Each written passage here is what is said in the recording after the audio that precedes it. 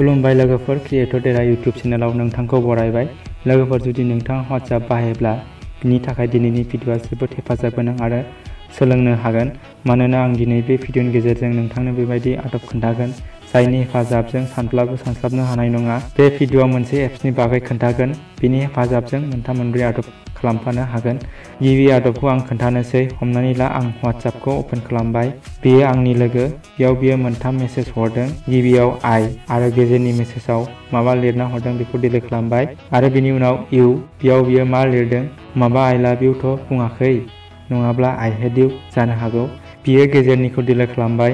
अब्ला नोंथाङा बे मेसेजखौ नायनो थाखाय बे आइखौ सेरहाबनानै कपि खालाम आरो बे कपिनि सावगारियाव क्लिक खालामब्लानो मा मेसेज हरदों बेखौ नुगोन।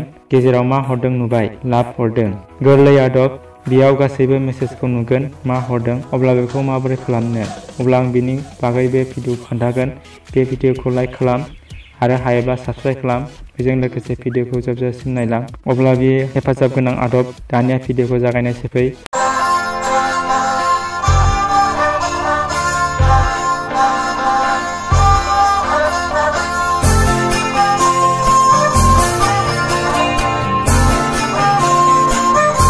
बे आदबनि थाखाय प्ले स्ट'राव मोनसे एप्स डाउनलड खालामनांगोन।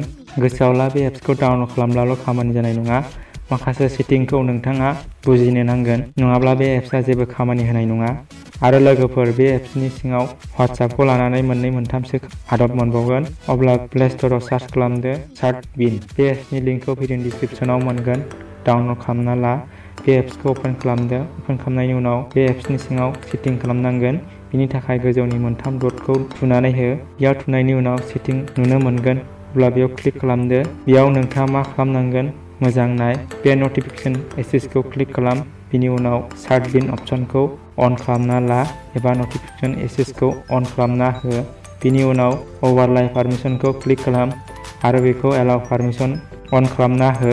बेबायदिनो गुबुन सेटिं, बेटारि अप्टिमाइजेसन बेखौबो अके खालाम। बिनि उनाव गाहायथिं नटिफाइ मी बे अपसनखौबो अन खालामना हो। बिनि उनाव बेगाव लाबोदो।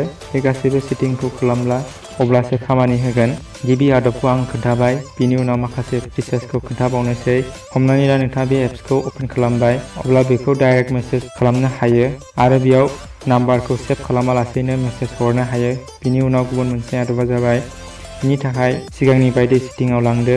सेटिंआव मोनसे अपसन नुगोन, सेन्ड नटिफिकेसन टु एनादार फन। बेयाव थुना हो। अब्ला बेयाव नोंथाङा जेखिजाया मबाइल नाम्बार होब्लानो मबाइलाव जेखिजाया WhatsApp मेसेज फैब्ला एबा माबाफोर नटिफिकेसन फैयोब्ला नोंथाङा बेयाव जाय नाम्बारखौ होगोन बे नाम्बारावनो SMS खालामनानै सेन्ड हरगोन नोंनि थाखाय। बिनि एग्जाम्पलखौ उनाव खोन्थागोन आं। बिनि गुबुन मोनसे फिचार्सआ बेनो।